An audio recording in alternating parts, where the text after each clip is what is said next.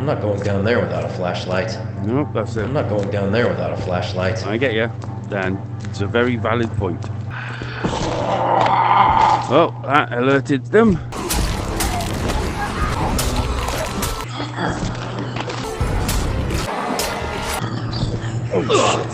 Zombies and VR are basically one of my favourite genres, but unfortunately these games can be rather hit and miss.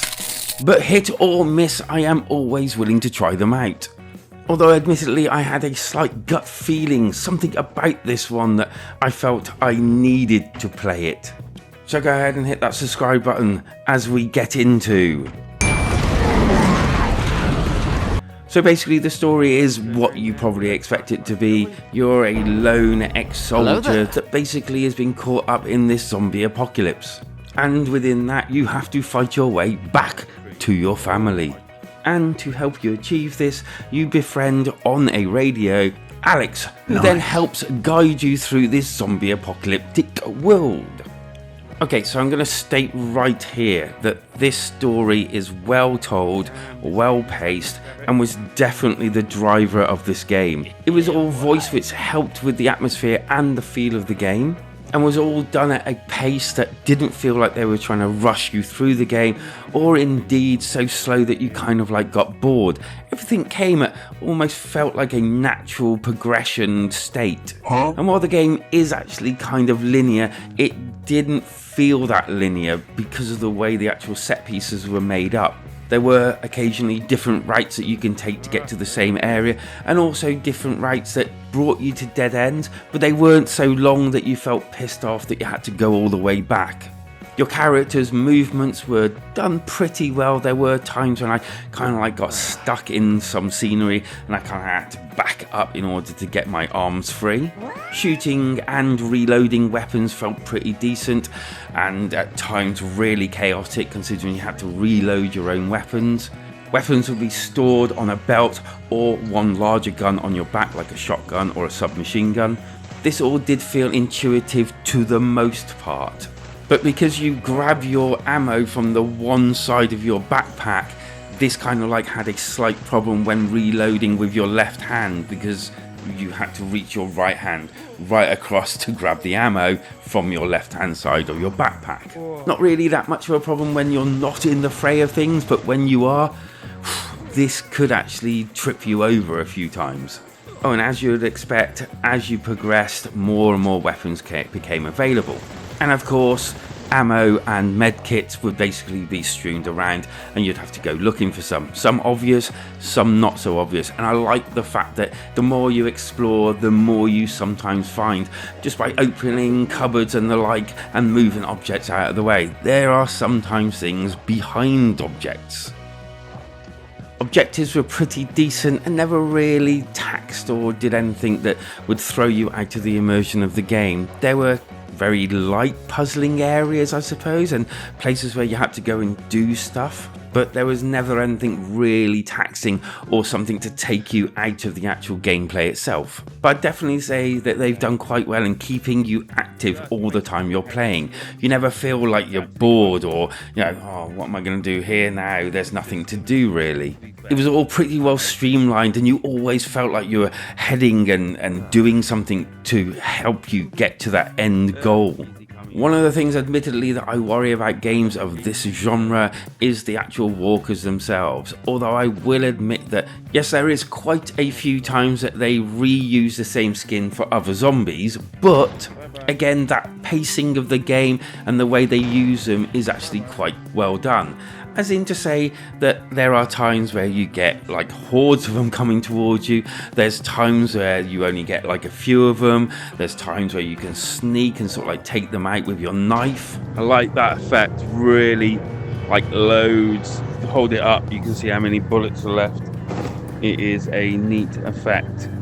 And some of the creepy atmospherics of this game is hearing them in the distance, but not all the time. There has been a few jump scares that I've had where basically I've walked round a corner and one's been directly in front of me, and wow, it's made me jump out of my skin. let's talk upgrades. So basically you get your guns, you get a knife, and you get these healing things that you drink and it heals you up. And as you're going on your merry way through all these different levels, you pick up these 3D printer ribbons. And you can use these at certain allocated 3D printer locations. Normally you can pick and choose what you want to upgrade with your gun, more stock, blah blah blah, and also 3D printing more of the medkit stuff and also more bullets, and also upgrade your knife to actually help you get past certain bits within the game. And thankfully this all works pretty well. For increased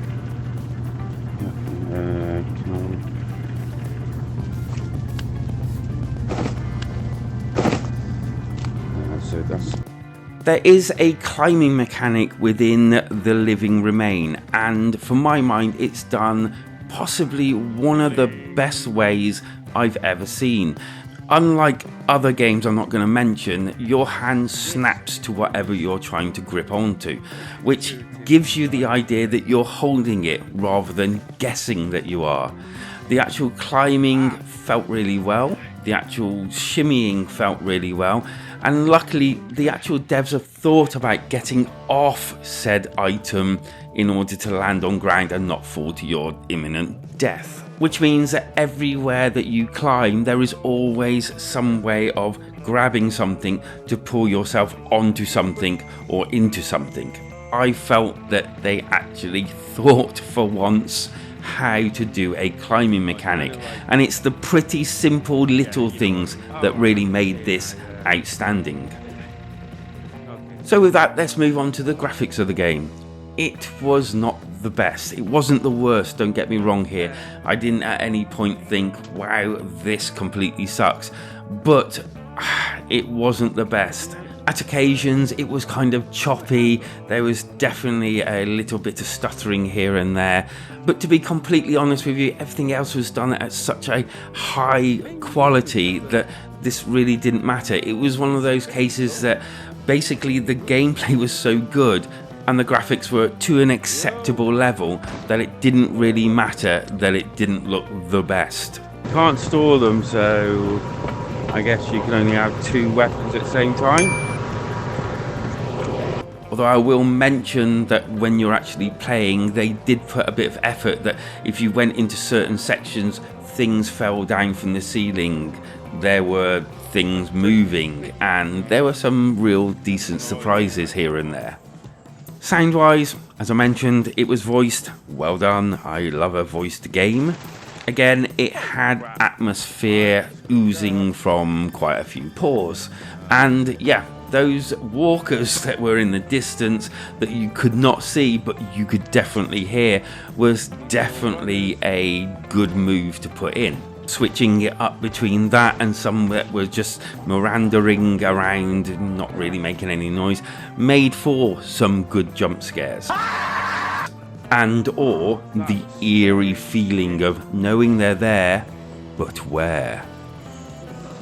So where does that leave us score-wise? Well, I found this game very enjoyable. I basically could barely put it down. I played it every day since I had it, and multiple times. I did note that sometimes the aiming was kind of off, and it really did have one of the best beginnings and indeed training sections I've ever seen in a game.